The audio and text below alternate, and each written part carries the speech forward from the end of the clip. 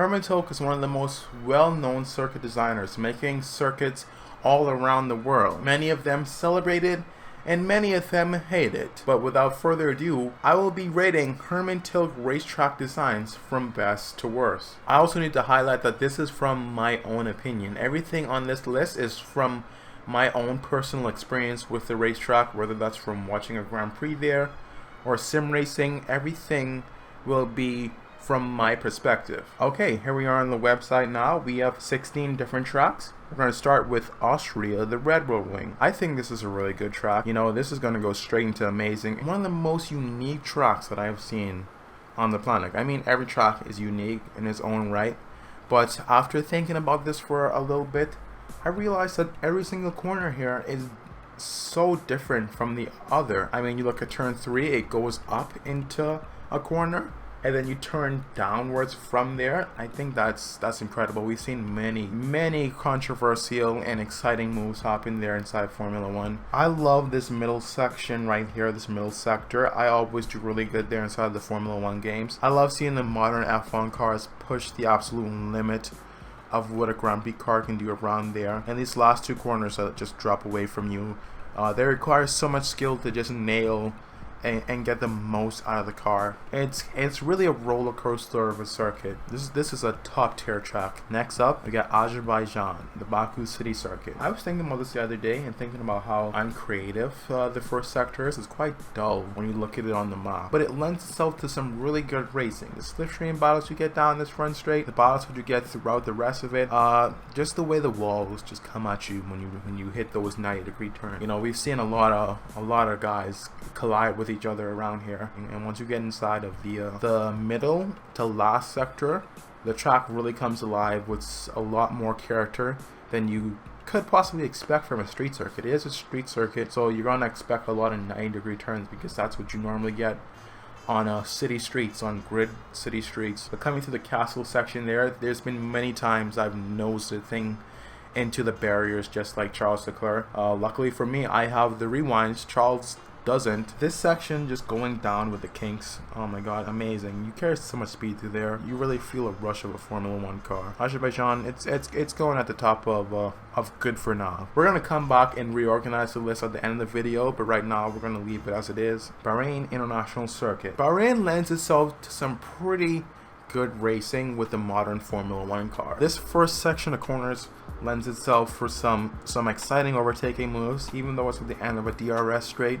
Sometimes the driver behind comes in a little bit too late and he has to negotiate the corner with another driver, and it's led to some pretty good close contact racing. And then you have a couple hairpins that have had some amazing overtakes. This corner here going on to the third DRS straight now, that's a really good section of racetrack. You know, it's very easy to lock your tires up through there. It's very easy to spin there, but it's a really nice challenge, especially for a track that has millions of miles to run off. The last sector, the last bit of this racetrack doesn't have that many cars close together. It kind of strings them out a bunch, but I think that's probably for the better, because then you wouldn't have cars making easy overtakes on the straight. I mean, they do regardless. I don't want to see somebody blast by on the front straight just past them. You know, you could have a race with a ton of overtakes, but if they're all just DRS on the front straight, that's kind of dull. You want to see them battle out inside the more trickier parts of the circuit. I think Bahrain deserves quite a bit of street credit because it has hosted Grand Prix on 3 different layouts throughout its history. I think it deserves to be pretty high up on the list. I'm not going to put in amazing just yet. Next we go to China, the Shanghai International Circuit. Design wise, this track is actually pretty good, and it has some good elevation changes in various different places, especially in the first sequence of corners here. You could carry a lot of speed into here, and there's no real definitive like braking zone. I've seen some amazing overtakes through that section of corners, whether it's Formula 1, whether it's the World Endurance Championship. And then you get more onto the middle section of there. High speed corners. I love driving around here inside the F1 games, really pushing the car to the limit of how much grip it has. This final section right here, you have to be a little bit punchy here to get around this long carousel-esque loop. You know, there's a lot about this track that I like. I quite enjoy this one. I think it's gonna go right here for now. I wouldn't consider it better than Bahrain, but You know, I've enjoyed my experiences there. Next up, the Germany, the Hockenheimring. I must emphasize that we're not gonna at all discuss the old layout of the Hockenheimring because Hermann Tilke had nothing to do with that. We're gonna talk about this layout, which many people may like less than the old one, but I think regardless, it's a good layout.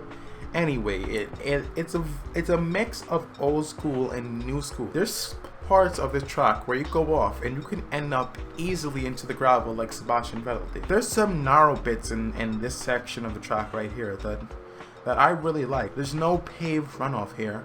You really have to put the thing on the limit. As you saw during the wet here, in a couple different Grand Prix, it gets quite tricky. Even though it's a flat track, maybe that what makes it so tricky, because there's not much place for the water to run off. Yeah, it's a pretty solid racetrack. We're gonna put in amazing. Next, we have Vietnam, probably the worst track that I have ever driven at in any racing game ever. This track is just bizarre. There's a lot of things that just don't need to be there, that just make it awful to drive at. You have the main straight, sharp turn, but it immediately goes back onto this carousel. It's such a janky experience to have this long straight that goes into a chicane. I mean, that's not actually something too surprising because Canada has a long straight that goes into chicane, but the chicane goes immediately into this circular turn like a roundabout, which is so unnecessary. Wow, we have this amazing thing which is this long straightaway,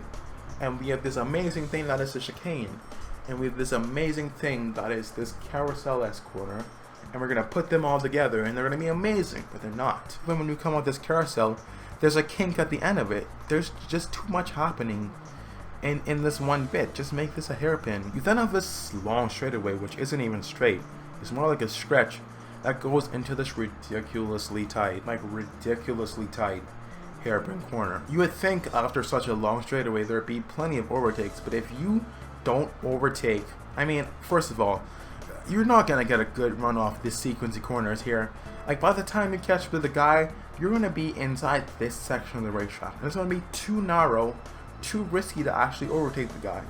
It's either you're gonna bump wheels with him, or you're gonna wreck the thing, or you're just gonna lift off and not get by him. You have to be ridiculously risky to get around here. This S section of the track is awkward as well, but I don't mind it as much as the others. It's kind of like the Suzuka S's, except there's walls and it's a little bit tighter and out of sync. I think my least favorite corner in all of the circuit is the last one, which you, compared to the others, you would think this one would be, you know, one of the more simpler ones, but it's not. The corner is too fast to brake and too slow to take flat out. It's kind of in this awkward state where you have to do this very awkward lift off the throttle to get the car rotated through the corner and not hit the barrier. You have to do this awkward motion just to get the car to the front straight, and it really doesn't lend itself to getting the momentum going to have an overtake into turn one, and I just don't like it at all.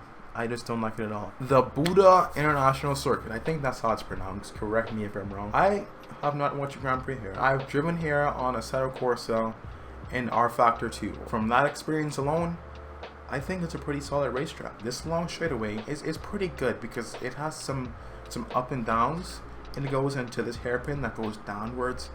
And this section right here, it looks a little bit awkward, but I like how much speed you can carry into here.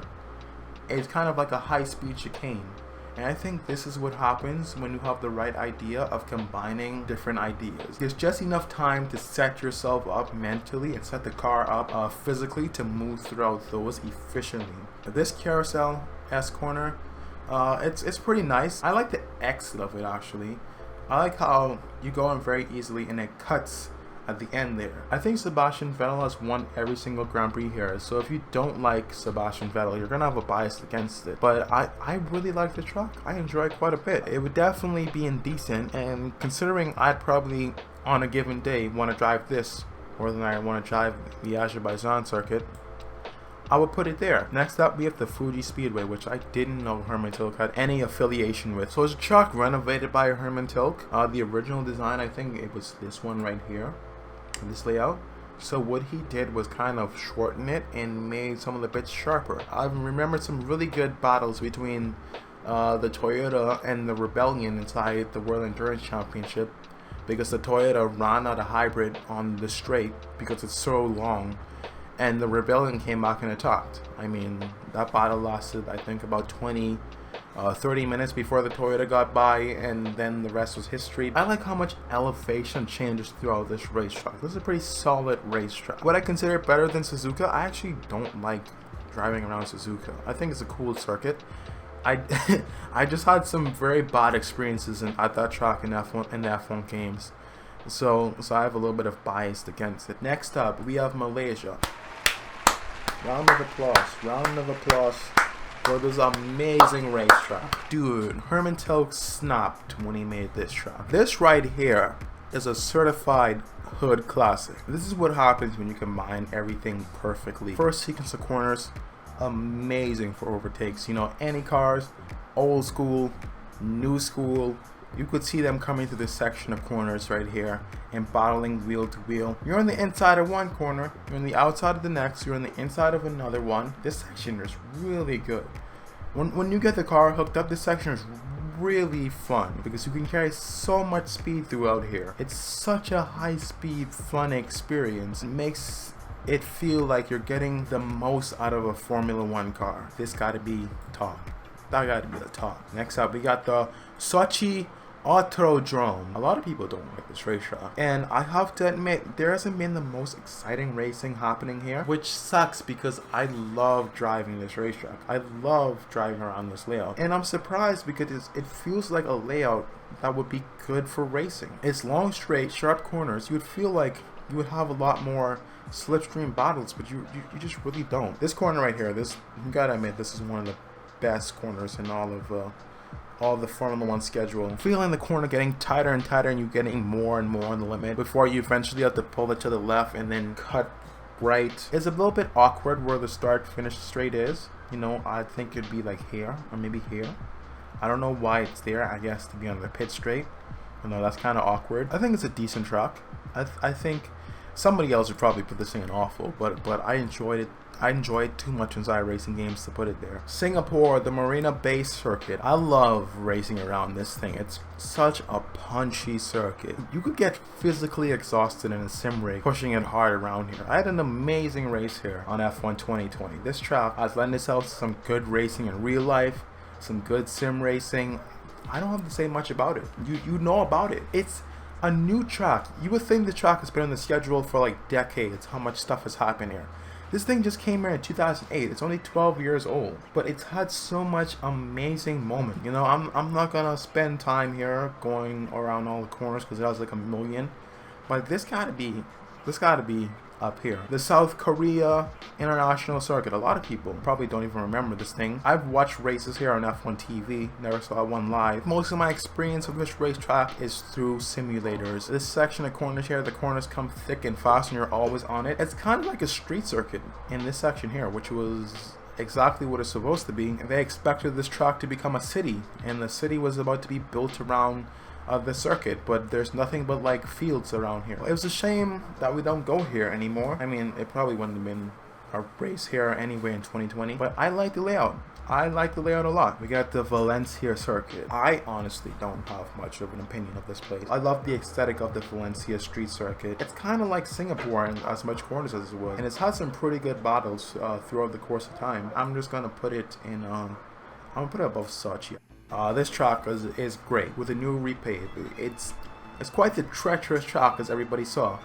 I mean, I think about the 2020 Turkish Grand Prix and the fact that it didn't rain the entire race. It rained before the race, and they were on wet tires or intermediates the entirety of the race.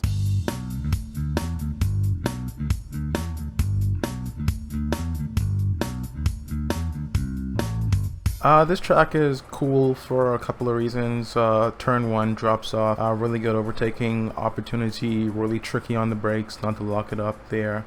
This corner right here is pretty cool. You can carry a lot of speed through there, but it's right on the limit. It's not an easy flat, you have to really tiptoe it. And then the lap ends off with this sequence of corners right here.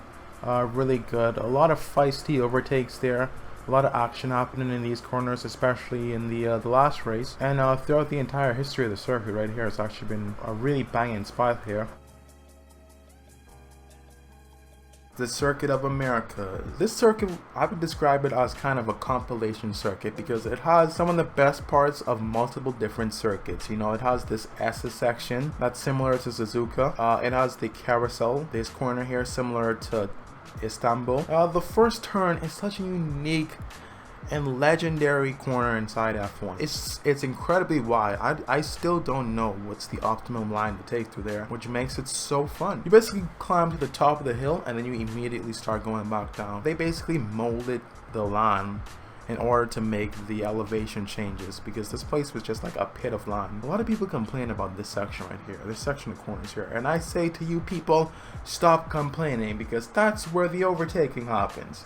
That's where you see the cars getting close to each other. That's where I make up my time in F1 2020. That's my best sector, alright? You've had cars try and pass each other here, and then they continue to fight through here, throughout this entirety of this section. And sometimes they even fight into the carousel. I think the Circuit of Americas is definitely quite an amazing circuit. Where would I put it?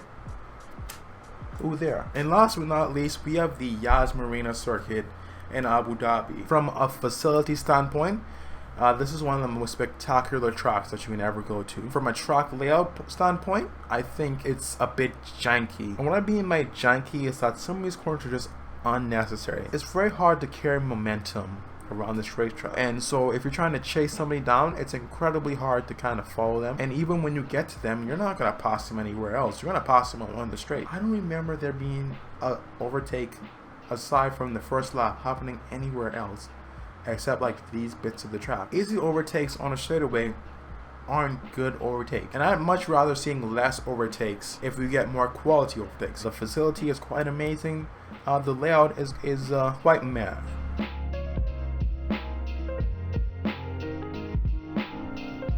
If you want to make your own Hermann Tilke track design tier list, I have a link somewhere underneath the video. If not, it's going to be on my Twitter at DraytonKnows. So that's it for this video. If you enjoyed it, leave a like, subscribe for more videos like this in the future. Let's try and get to 10,000 subscribers inside 2020. That's my goal for next year. Can we make it? Let's see if we can.